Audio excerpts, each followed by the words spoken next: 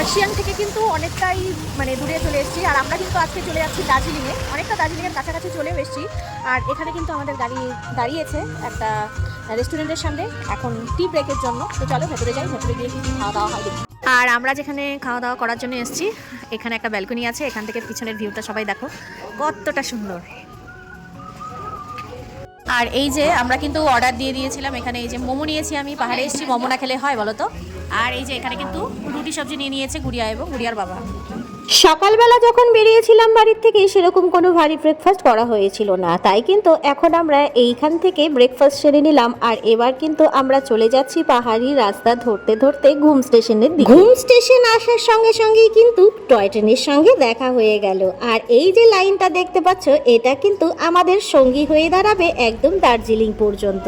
আর আস্তে আস্তে কিন্তু আমরা পৌঁছে যাচ্ছি আমাদের পাহাড়ের রানী দার্জিলিং এর উদ্দেশ্যে।